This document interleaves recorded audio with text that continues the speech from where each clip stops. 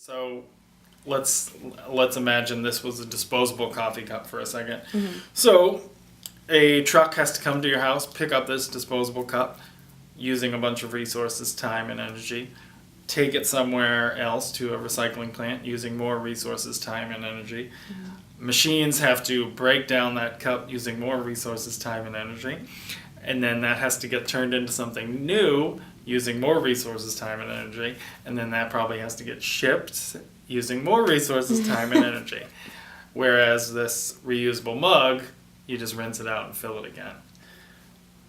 It just makes sense. Like, I'm in charge of this. I know that it's going to get, rinsed out and used again. And that's another big problem with recycling, especially with the single stream recycling these days, is that not all of that is going to end up getting recycled, because a lot of people put things in there that can't be recycled, or it's the wrong number or whatever, and then that can mess up the entire batch.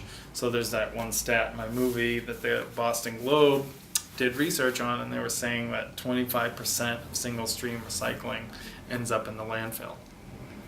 Wow. So people think they're doing a good thing by recycling, but unfortunately it's not always the case. Yeah. So with reusing, you know exactly what's happening, and you can be proud of that positive impact you're making. Yeah. So if you want to just say your name, age, and just a little about yourself. Sure. Alex Eves, 39 years old. I am how would you describe me? I am a reuse expert and documentary filmmaker, and I'm also the owner of Stay Vocal, a reuse apparel brand. I also like to skateboard. I grew up in Norwell, Mass, so right now we're in Stoughton. It's about 25 minutes from here, South Shore. Went to Norwell High School and ended up going to Northeastern in Boston, right down the street from you guys. Very cool. So. Did you study filmmaking there, or was No. No, never did I imagine this. Yeah. But strangely enough, when I was in high school, I took a course called electronic journalism, because I was big into journalism. That was my major at Northeastern. Mm-hmm. I originally wanted to be a sportscaster. Didn't work out.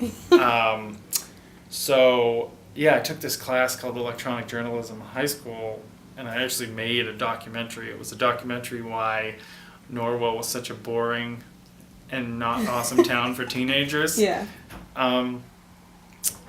But yeah, never again did I take any movie making classes in college or anything.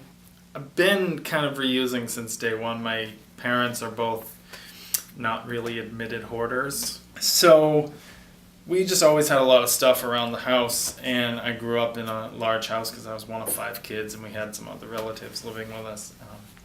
But one of the earliest memories that I have is my dad was a car mechanic, so I always had Matchbox cars and little toy cars growing up. And he would go to the hobby stores and everything and get the ones that were going to be discarded because they were broken or missing a wheel or whatever. And then he would bring all these home, and we would play junkyard. And it was really fun, and it was like, it was saving him some money because they were going to toss them, and saving resources on making new ones. And then we would do things with shoe boxes or paper towel rolls and just build little tunnels or fake garages and things like that. And then as I got older, again, being in that huge house, I turned one of the basements into a mini skate park, and I had my first ramp was 2 railroad ties, so the things under the tracks that we randomly had at the house, and a door was the ramp, and then to get from the cement to the door, because you just need a smooth transition, it was an old street sign. Oh, wow. From a car accident that my dad had salvaged at some point. Skateboarding since I was 12 has been a good mental outlet, and then also just a source of creativity and kind of making up my own, solutions. When I was little, going back to the skateboard park in my basement, it was okay, it's wintertime, I can't go outside and skateboard, what am I going to do? Let me figure out this problem, so I just started putting things together. Now, 27 years later, it's a little more difficult because, you know, as a passionate reuser, I don't buy anything new, so all of my skateboards have to be pre-owned. Do you want to talk about your documentary and maybe how you came up with the idea? Yeah, so I had not entered, but I was nominated for this award in February of 2013. It was this People and Planet Award. It was through Green America. And so I ended up losing. And as a silver lining finder, I was like, okay, that's a bummer, but you know, I really want to do this project. So around that same time, somebody had approached me like, oh, you should make a movie and tell people about what you do. And I was like, well, that's crazy. Like, why would, you know, or do a TV show? And I'm like, you know, I just didn't see it. But then thinking about that and thinking about what I was about to be doing with this project, I was like, oh, that could actually make for a really interesting documentary, like traveling around the country. And so that's what I did. I ended up launching a Kickstarter campaign, and then the purpose was to travel to all 48 contiguous states, filming people that reuse in different ways and showing how I reuse with Stay Vocal by, you know, doing pop-up shops and things like that. It was really when this one woman, her name is Mary Ellen Etienne, she's who I filmed in Ohio. At some point she said to me, she's like, it's going to be so great to have a film for the reuse movement finally. And I was like, oh, I'm making a movie about the reuse movement. It's not just, this is Alex traveling across the country. This is like a movie that is going to, you know, hopefully inspire a whole change. So it's basically why, you know, how reusing is beneficial to people, planet, and wallet, and how it's even more effective than recycling. Because going back to that, people have always looked to recycling as like the saving grace, and I just want to show people that there's an easier, more effective step. You come up with one idea for a film, you go out and shoot a second idea, and then you make a third. I think the final project is like idea 7 or something, you know. But I tend to lean towards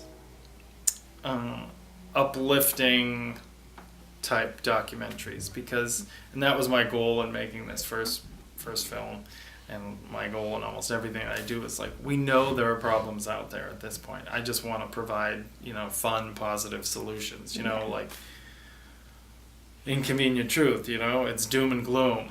Yeah. Like, we get it, but, you know, there's some, you know, I want to focus on providing solutions to that. Because for so long, people have been talking about what's wrong, but it's like, okay, you know, what are we going to do about it? How do we make it an easy fix? And that goes back to, you know, why I started my brand. So in the early 2000s, I was working for an organization called Anti-Racist Action. And we had all these t-shirts like end racism, end sexism, end homophobia. But there was no like solution. It was just like kind of not necessarily ranting. It was getting the conversation started.